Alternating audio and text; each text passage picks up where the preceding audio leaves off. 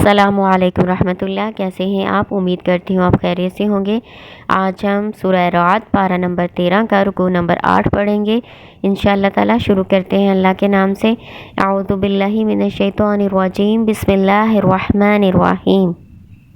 اللہ یعلم ما تحمل کل انثی وما تغیض الارحام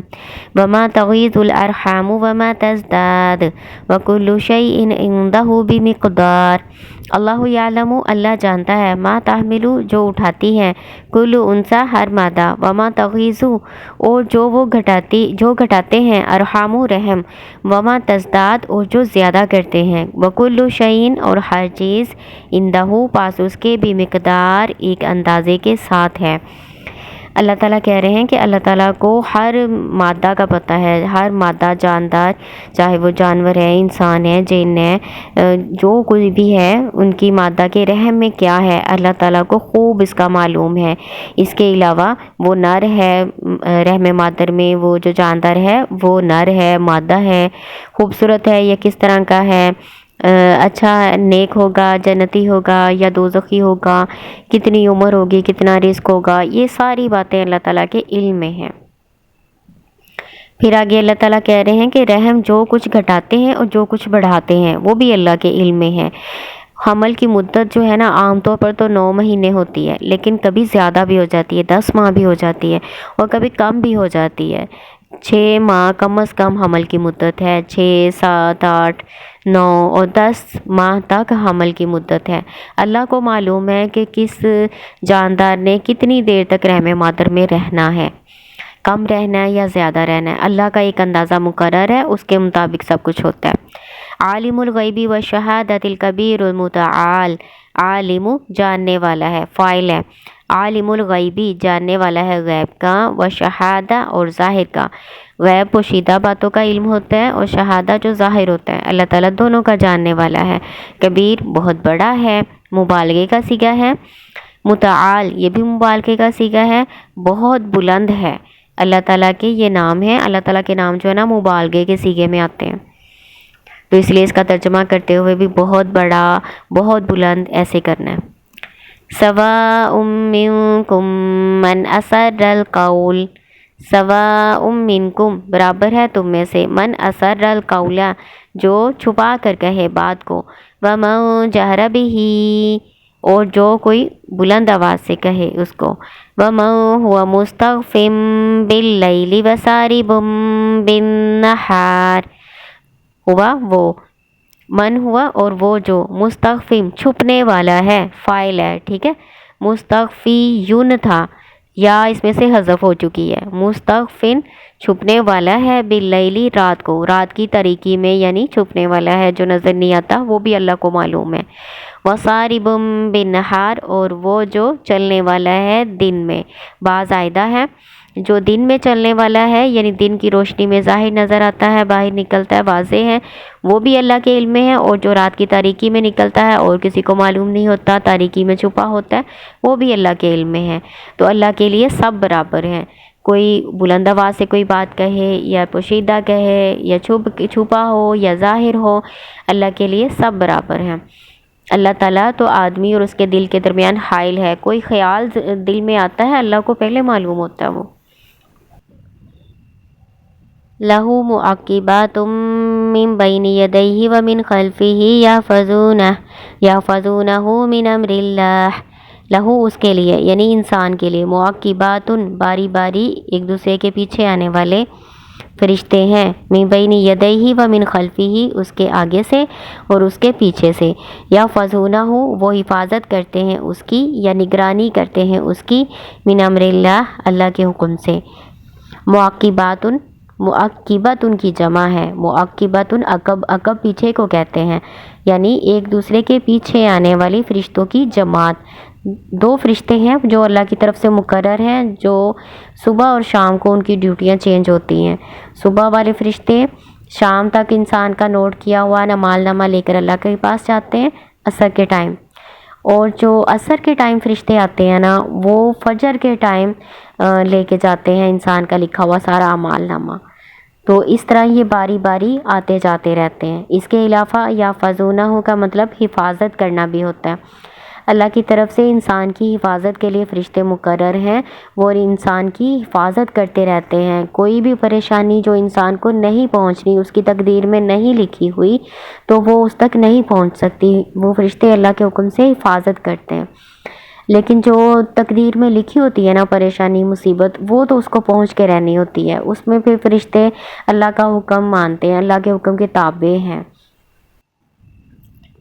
ان اللہ لا یغیر ما بقوم حتی یغیروا ما بانفسہم، ان اللہ بے شک اللہ تعالیٰ لا یغیر نہیں وہ بدلتا، ما بقوم جو کسی قوم کے پاس ہے، حتی یہاں تک کہ یغیروا وہ بدل لیں، ما بانفسہم جو کیفیت ان کے دلوں میں ہے۔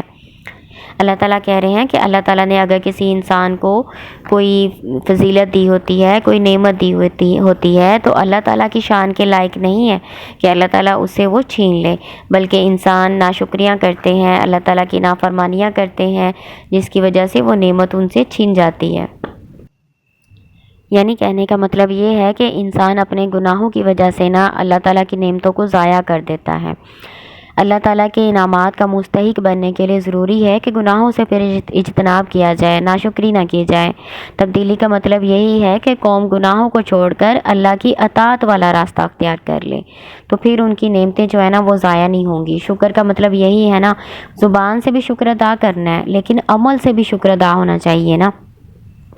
وَإِذَا أَرَادَ اللَّهُ بِقَوْمٍ سُوءًا فَلَا مَرَدَّ لَهُ وَمَا لَهُم مِّن دُونِهِ مِّن وَالٍ، اور جب اللہ ارادہ کرتا ہے کسی قوم کے ساتھ برائی کا، بس نہیں کوئی ٹالنے والا اس کو، وَمَا لَهُم اور نہیں اس کے لیے، مِّن دُونِهِ اس کے سوا، مِّن وَالٍ کوئی کارساز، کوئی بچانے والا۔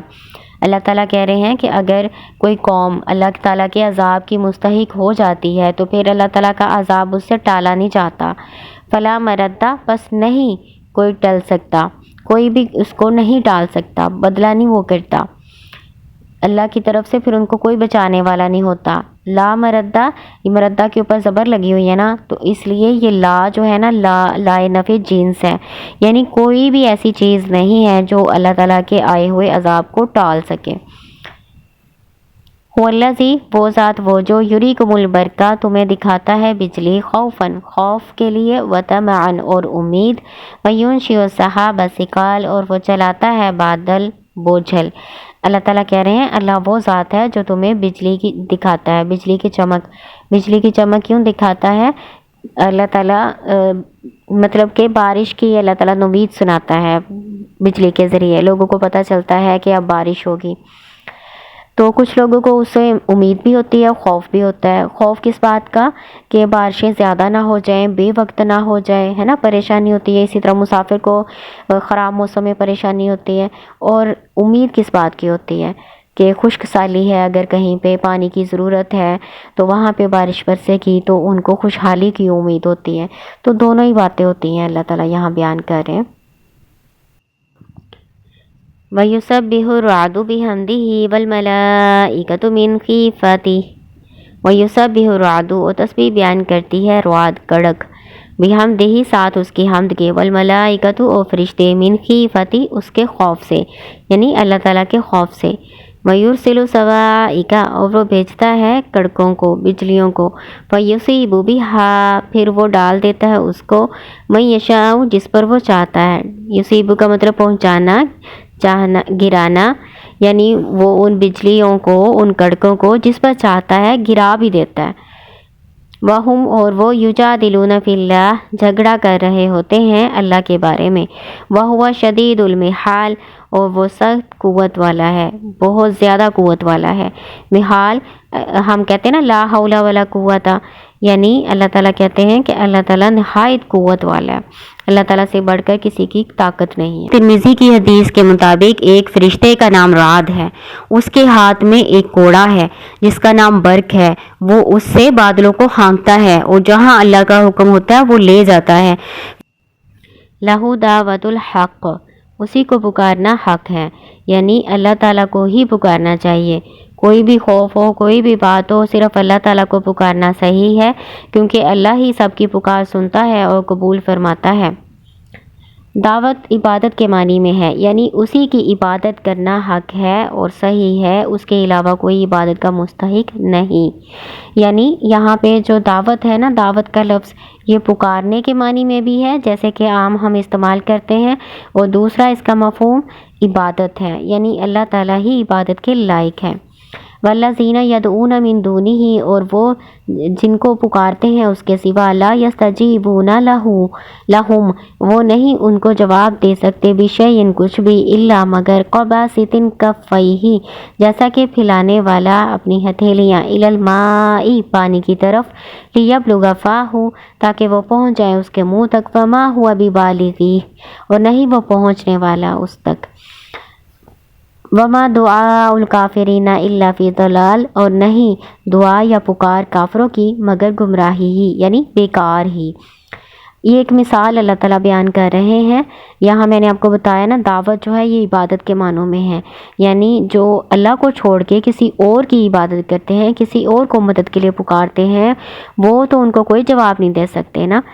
یستجیبو کا مطلب جواب دینا یا کسی کی بات کو قبول کرنا۔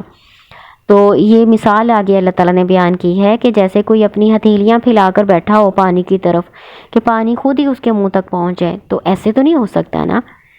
تو جیسے یہ ناممکن ہے، اسی طرح جو شرکاء ہیں، جو شریک ٹھہرائے ہوئے ہیں اللہ کے، وہ بھی ان کی مدد کرنے پر کوئی قادر نہیں ہے۔ اسی لیے اللہ تعالیٰ نے کہا ہے کہ کافروں کی جو دعا ہے، جو پکار ہے، جو عبادت ہے نا، وہ سب ضائع ہے، بیکار ہے، کسی کام کی نہیں۔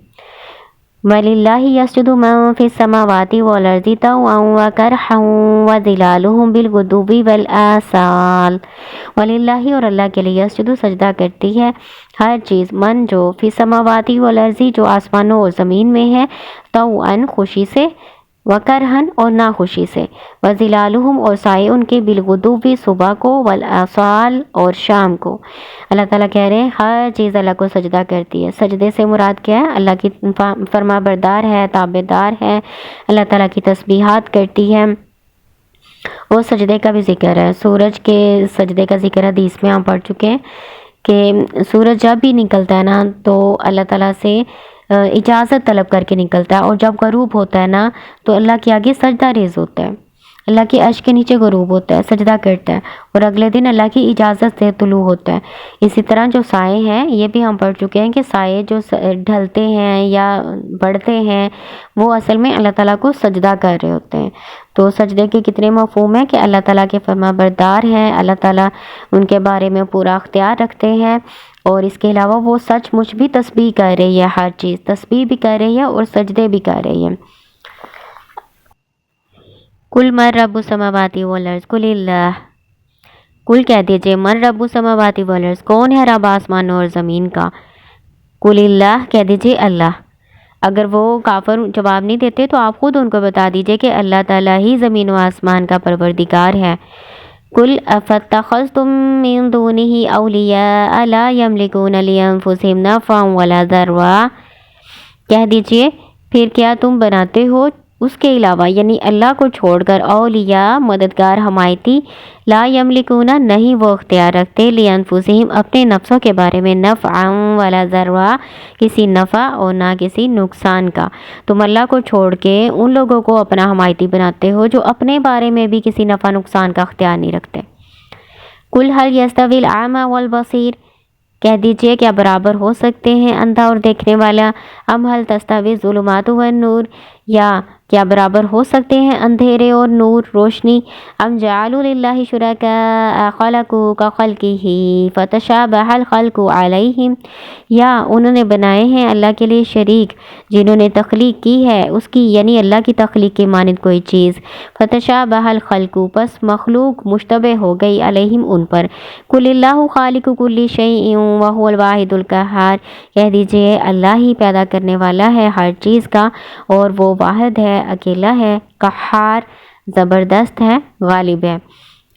اللہ تعالیٰ ایک مثال بیان کر رہے ہیں کہ جس طرح سے دیکھنے والا اور اندھا برابر نہیں ہو سکتے، روشنی اور اندھیرے برابر نہیں ہو سکتے، تو اس طرح اللہ تعالیٰ کے ساتھ اس کے شریک بھی نہیں ہو سکتے۔ اللہ تعالیٰ صرف واحد ہے، اکیلا ہے، اور وہی سب کے اوپر مکمل اختیار رکھنے والا ہے، زبردست ہے، غالب ہے۔ ایک مثال اللہ تعالیٰ نے بیان کی ہے کہ اللہ تعالیٰ کہہ رہے ہیں کہ بھلا بتاؤ تو کوئی اور بھی ہے ایسا جس نے اللہ کی مانند تخلیق کی ہو؟ کوئی بھی نہیں ہے نا ایسا جس نے اللہ تعالیٰ کی طرح کی کوئی مخلوق بنا لی ہو، اس طرح کوئی بھی نہیں کر سکتا، صرف اللہ تعالیٰ ہی سب کا خالق ہے، تو وہی اختیار رکھنے والا ہے، وہی عبادت کے لائق ہے۔ انزل من السماء ماء فسالت اودية بقدرها فاحتمل السيل زبدا رابيا۔ انزل اس نے نازل کیا، من السماء آسمان سے، ماء پانی، فسالت بس بہہ پڑی، اودیتن وادیاں، اودیتن وادیون کی جمع ہے۔ وادی کس کو کہتے ہیں؟ وادی آپ کو اردو میں بھی پتا ہوگا، وادی دو پہاڑوں کے درمیان جو میدانی راستہ ہوتا ہے نا، کسی کا تھوڑا ہوتا ہے کسی کا زیادہ ہوتا ہے فاصلہ، تو اس اتنے فاصلے کو جو دو پہاڑوں کے درمیان میں جگہ ہوتی ہے نا، اس کو وادی کہتے ہیں۔ بقدریہا ساتھ اپنے اندازے کے، فاحتمل السیل بس اٹھا لیا سیلاب نے، زبدن جھاگ، رابیہ ابھرا ہوا۔ اللہ تعالیٰ کہہ رہے ہیں ایک مثال ہے کہ آسمان سے پانی نازل فرماتے ہیں تو وہ جو پانی ہوتا ہے نا اس کے ساتھ وادیاں بہہ نکلتی ہیں، وادیاں یعنی وادیوں میں سے ندی نالے جو ہے نا نکل پڑتے ہیں ایک اندازے کے ساتھ۔ ظاہر ہے کہ اگر وہ جگہ وہاں پہ وادی کی زیادہ ہوگی، دو پہاڑوں کے درمیان جگہ زیادہ ہوگی تو وہاں پہ زیادہ پانی اکٹھا ہوگا، اور کم ہوگی تو کم پانی اکٹھا ہوگا، ہے نا۔ پھر اللہ تعالیٰ ایک مثال بیان کر رہے ہیں کہ جو سیلاب ہوتا ہے نا وہ ایک جھاگ اٹھاتا ہے، جھاگ سے مراد کہ قرآن نازل ہوا آسمان سے، ایک یہ مثال ہے، قرآن نازل ہوا آسمان سے تو سب لوگوں نے اپنے دلوں کے حساب سے، جتنی ان کے دلوں میں وسعت تھی نا، جتنی اللہ تعالیٰ نے ان کے دلوں میں ایمان کی روشنی رکھی ہوئی تھی، اس حساب سے ہر ایک نے قرآن سے فائدہ اٹھایا، کسی نے تھوڑا کسی نے زیادہ۔ پھر اس قرآن کی وجہ سے نا جو کوڑا کرکٹ اور جھاگ وغیرہ تھا وہ الگ ہو گیا، ٹھیک ہے نا۔ یہ زبدن کیا ہوتا ہے؟ جھاگ، یعنی جو چیز نفع نہیں دیتی، جو بیکار چیز ہوتی ہے، یا جو کوڑا کرکٹ ہوتا ہے، تنکے شنکے، یہ ساری چیزیں یہ پانی کی اوپر والی سطح پہ آ جاتی ہیں، پانی اس کو بہا کے الگ کر دیتا ہے نا۔ تو اسی طرح جو کافر ہیں وہ ایمان نہیں لائے قرآن پر، اللہ تعالیٰ پر ایمان نہیں لائے، تو ان کو الگ کر دیا گیا، کفر و باطل الگ ہو گیا، ہے نا۔ اور جو فائدہ پہنچانے والی چیز ہے نا پانی، وہ صاف پانی وہاں پہ رہ گیا، یعنی جیسے قرآن لوگوں کو فائدہ پہنچانے کے لیے، مومنوں کو فائدہ پہنچانے کے لیے رہ گیا، اور باقی جو تھے تنکے یعنی کوڑا کرکٹ اور جھاگ کافر جو ہے نا وہ الگ ہو گئے۔ وَمِمَّا تُوقِدُونَ عَلَيْهِ فِي النَّارِ ابْتِغَاءَ حِلْيَةٍ أَوْ مَتَاعٍ زَبَدٌ مِثْلُهُ، وَمِمَّا اور اس میں سے جو یوقدون وہ تپاتے ہیں، علیہ اس پر، فی الناری آگ میں، ابتغاء چاہتے ہوئے، حلیۃ زیور، او متاعن یا فائدہ، زبدم جھاگ ہوتا ہے، مثلہ اسی کی مانند۔ پھر اللہ تعالیٰ کہہ رہے ہیں جیسے پانی کے اوپر جھاگ آتا ہے نا، اسی طرح جو دھاتیں ہوتی ہیں ان کے اوپر بھی جھاگ آتا ہے جب اس کو گرم کیا جاتا ہے نا۔ تو جیسے آپ کے مشاہدے میں ہوگا ہی کہ دودھ کو گرم کرتے ہیں، اچھا وہ دھات تو نہیں ہے لیکن دودھ کو گرم کرتے ہیں اوپر جھاگ آتا ہے، ٹھیک ہے نا۔ اسی طرح آپ نے دیکھا تو نہیں ہوگا لیکن جب دھاتوں کو، سونا چاندی وغیرہ کو یا لوہے پیتل کو بھی جب گرم کرتے ہیں نا تو اس میں جھاگ پیدا ہوتی ہے۔ تو یہ اللہ تعالیٰ ایک مثال بیان کر رہے ہیں۔ قرآن جب نازل ہوا مکہ میں تو کیا اس نے کیا؟ اس نے کفر اور باطل کو الگ کر دیا، جو ایمان لے آئے وہ مومن ہو گئے، جو ایمان نہیں لائے وہ کافر ہو گئے۔ اور یہاں پہ جو اللہ تعالیٰ مثال بیان کر رہے ہیں نا کہ سونے اور چاندی اور دھاتوں کو گرم کیا جاتا ہے تو اس کے اندر سے بھی جھاگ نکلتا ہے، یعنی جب ان چیزوں سے کوئی زیور بنانا ہوتا ہے یا کوئی چیز بنانی ہوتی ہے تو اس کو تپانا پڑتا ہے۔ تو جب مدینہ میں مسلمان آ گئے تھے تو پھر اللہ تعالیٰ نے کیا کیا؟ آزمائشیں ڈالی مسلمانوں پہ، کچھ منافق بھی تو شامل ہو گئے تھے نا جو اوپر اوپر اسے ایمان لائے تھے، اب ان کو بھی تو کافروں سے الگ کرنا تھا۔ آپ پیچھے پڑھ چکے ہیں کہ اللہ تعالیٰ نے غزوہ بدر کیوں کیا تھا اور جنگیں کیوں کی تھی؟ تاکہ اللہ تعالیٰ ناپاک کو پاک سے الگ کر دے۔ تو وہاں پہ ناپاک کون ہے؟ وہاں پہ ناپاک منافقین تھے مدینہ میں، تو اب اللہ تعالیٰ نے ان کو دور کرنا ہے۔ یہ مثال اللہ تعالیٰ بیان کر رہے ہیں کہ جیسے یہ جو دھاتیں ہوتی ہیں یہ پانی سے صاف نہیں ہوتی، ان کو تپانا پڑتا ہے، ان کو گرم کرنا پڑتا ہے، تو یہ جب پگھلتی ہیں تو اس کے اندر سے جو گند ہوتا ہے، جو جھاگ ہوتا ہے، جو گندی چیزیں ہوتی ہیں ان کو نکال دیا جاتا ہے اور اس کو صاف کر لیا جاتا ہے، پھر جب یہ صاف ہو جاتی ہے پھر اس سے زیور یہ چیز بن سکتی ہے۔ تو اسی طرح اللہ تعالیٰ نے مومنوں کو جب وہ مدینے میں ہجرت کر کے آ گئے تھے اور کچھ منافقین بھی ان میں شامل ہو گئے تھے، تو اللہ تعالیٰ نے آزمائشوں کے ذریعے سے اور غزوات کے ذریعے سے ان کو الگ کیا۔ آپ کو پتہ ہی ہے، ہم پیچھے پڑھ چکے ہیں سورۃ انفال میں، کتنا آپ پڑھ چکے ہیں، پیچھے ساری صورتیں گزر چکی ہیں جس میں آپ نے غزوہ احد بھی پڑھا اور غزوہ بدر کے بارے میں بھی پڑھا، غزوہ حنین کے بارے میں پڑھا، ٹھیک ہے۔ تو جب اس طرح کے حالات ہوتے تھے جنگ کے، تو منافقین جو ہے نا وہ الگ ہو جایا کرتے تھے، وہ مسلمانوں کے ساتھ لڑائی میں شامل نہیں ہوتے تھے، یا تو جاتے ہی نہیں تھے یا پھر جاتے تھے تو حصہ نہیں لڑائی میں لیتے تھے، الگ الگ رہتے تھے اور مال غنیمت کے حاصل کرنے میں بڑے حریص ہوتے تھے، ٹھیک ہے نا۔ تو اللہ تعالیٰ پھر ان غزوات کے ذریعے سے، ان آزمائشوں کے ذریعے سے منافقین کو مومنوں سے الگ کر دیتے ہیں۔ تو یہ دو طرح کی مثالیں اللہ تعالیٰ نے یہاں بیان کی ہیں، ان کو اچھی طرح سے آپ نے سمجھنا ہے۔ کذالک، اسی طرح سے یضرب اللہ الحق والباطل، اللہ تعالیٰ بیان کرتا ہے مثال حق اور باطل کی، ٹھیک ہے۔ یہ میں نے آپ کو اچھی طرح تفصیل سے بیان کر دی ہے۔ جو پہلی مثال ہے اس میں حق اور باطل کیا ہے، کافر اور مومن، اور جو دوسری مثال ہے وہ اس میں حق اور باطل کیا ہے، مومن اور منافق۔ فَأَمَّا الزَّبَدُ فَيَذْهَبُ جُفَاءً، پس بہرحال وہ جو جھاگ ہے، فَيَذْهَبُ، پس وہ چلا جاتا ہے، جُفَاءً، خشک ہو کر، یعنی اللہ تعالیٰ باطل کو تو ختم کر دیتا ہے۔ وَأَمَّا مَا يَنفَعُ النَّاسَ، اور بہرحال وہ جو فائدہ دیتا ہے لوگوں کو، فَيَمْكُثُ فِي الْأَرْضِ، بس وہ ٹھہر جاتا ہے زمین میں، یعنی وہ باقی رہتا ہے، حق جو ہے وہ باقی رہتا ہے اور انسانیت کو فائدہ پہنچاتا ہے۔ کذالک، اسی طرح سے یضرب اللہ الامثال، بیان کرتا ہے اللہ تعالیٰ مثالیں۔ للذین استجابوا لربہم الحسنی، وہ لوگ جنہوں نے اپنے رب کے حکم کو مانا، استجابوا قبول کیا، مانا، حسنی بھلائی ہے، ان کے لیے بھلائی ہے۔